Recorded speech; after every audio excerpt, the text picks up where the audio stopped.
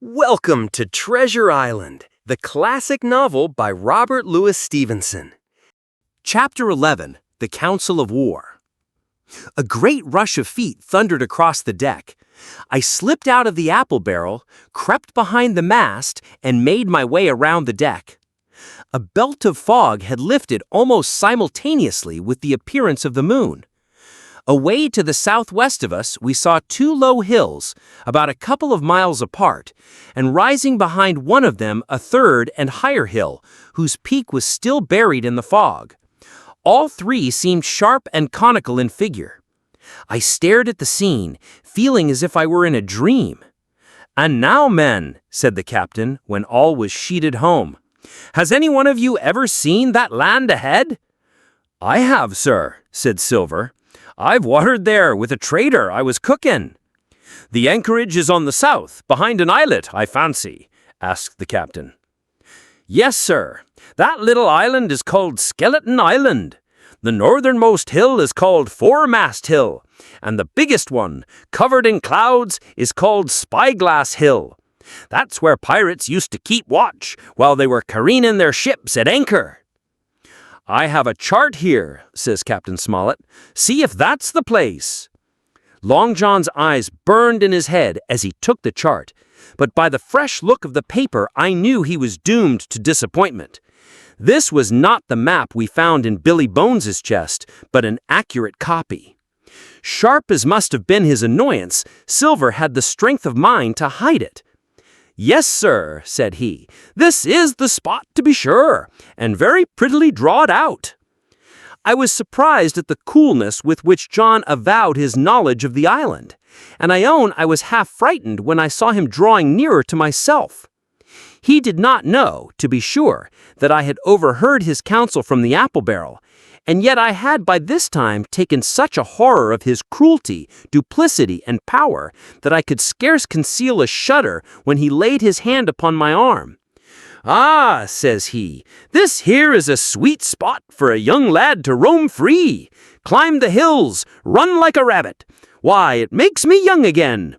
When you want to go a bit of exploring, you just ask me, and I'll put up a snack for you to take along." And clapping me in the friendliest way upon the shoulder, he hobbled off forward and went below. Captain Smollett, the squire, and Dr. Livesey were talking together on the quarterdeck, and anxious as I was to tell them my story, I hesitated to interrupt them openly. Dr. Livesey called me to his side and told me to fetch his pipe. As soon as I was near enough to speak and not to be overheard, I broke out immediately. "Doctor, let me speak. Get the captain and squire down to the cabin. I have terrible news." The doctor changed countenance a little, but next moment he was master of himself. "Thank you, Jim," he said quite loudly. "That was all I wanted to know," as if he had asked me a question. Then he turned back to the captain and squire. A few moments later, Captain Smollett blew his whistle to call the crew. "My lads," said Captain Smollett, "this land that we have sighted is the place we have been sailing for. Mr. Trelawney, being a very open-handed gentleman, has arranged for grog to celebrate our arrival. We'll also be having a drink below deck ourselves.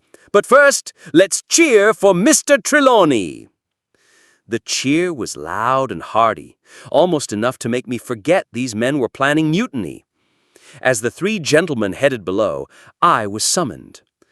"Now, Hawkins," said the squire, "you have something to say. Speak up." I did, told the whole details of Silver's conversation. Through it all, they sat in silence, their eyes fixed on me, absorbing every word. When I finished, Dr. Livesey poured me out a glass of wine, filled my hands with raisins, and all three, one after the other, and each with a bow, drank my good health, for my luck and courage.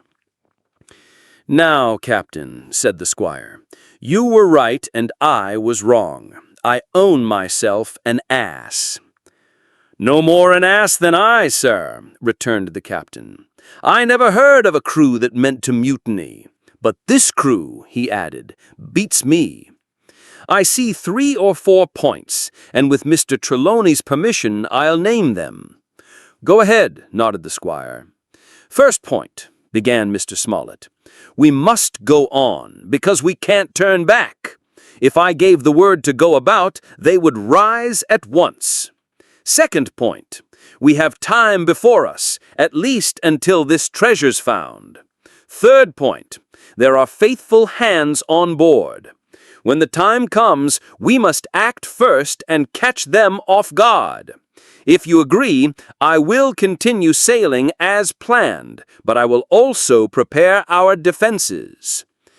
"Jim here," said the doctor, "can help us more than anyone. They don't suspect him, and he's sharp-eyed. From now on, Jim, stay close to Silver. Watch him carefully." "I put prodigious faith in you," added the squire. Though proud, I couldn't help but feel overwhelmed. In the meantime, talk as we pleased, there were only 7 out of the 26 on whom we knew we could rely. And out of these 7, 1 was a boy, so that the grown men on our side were 6 to their 19.